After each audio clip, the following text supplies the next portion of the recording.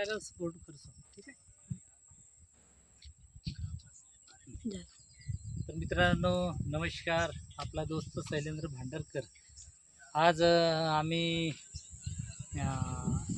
इकडे फिरायला आलेलो आहे आणि आम्हाला रस्त्यात एक झाड मिळालं. हे औषधीयुक्त झाड आहे मित्रांनो. आपण हे झाड विरळ झाड आहे. बऱ्याच हे जंगलामध्ये एकदम क्वचित असते. हे गावखेड्यामध्ये कुठं तळ्याच्या पाळीवरती बोडीच्या पाळीवरती उगवणारं झाड आहे. हे झाड खूप मोठं होत नाही. त्या झाडाला काटे असतात मित्रांनो. ओळखण्यास सोपं आहे. हे झाडाला पाहू शकता, प्रत्येक फांदीला काटा असते आणि याचे पानं छोटे असतात. सीताफळाची जसे पानं असतात सेम तसंच पानं असतात, पण हे छोटे छोटे पानं असतात. याची एक विशेषता आहे मित्रांनो, आमच्याकडे ह्या झाडाची जी जडी आहे, मुडी, या झाडाची मुडी जर आपण तिचं काढायचा आणि उकडायचा आणि उकडून 2-2 चमच घ्यायचे आहे फक्त. तर ज्याला स्किन इन्फेक्शन असेल, त्वचा रोग असेल, तो कोणत्याही प्रकारचा त्वचा रोग असेल तरी ह्याच्याने कमी होतो मित्रांनो.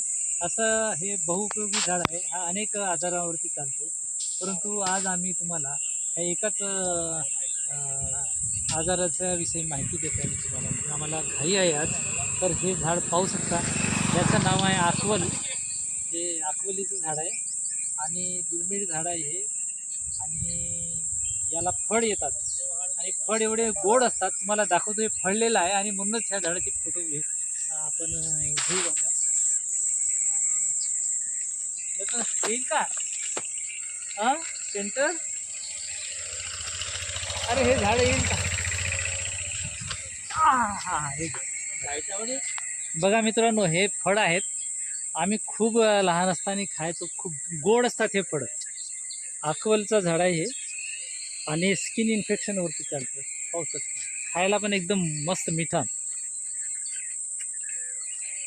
चव घेतलास का? हा फेकायचा असते, आतमधलं खायचं असते. अरविंद चव घे, आमच्या लोकांना सुद्धा कळलं पाहिजे. पिकला आहे हे, एकदम काळं पाहिजे. दर कसा पिकलेला आहे हा बघू शकता मित्रांनो. फोडून घ्यायचं, फोडून साथी टाका आतमध्ये.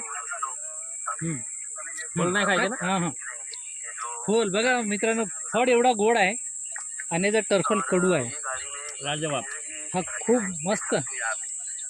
म्हणून तुमच्या एरियामध्ये जर असं आढळलं, तुम्हाला माहीत नसेल, तर याला नक्कीच तुम्ही ह्या झाडाचे फळ खा. आणि स्किन इन्फेक्शन असेल, त्वचा रोग असेल कोणत्याही पद्धतीचं, तर त्याच्या मुळीच्या साल न्यायची आणि त्याला उकडायचा आणि 2-2 चमच सकाळी आणि संध्याकाळी उपासापोटी घ्यायचा आहे. तर धन्यवाद मित्रांनो.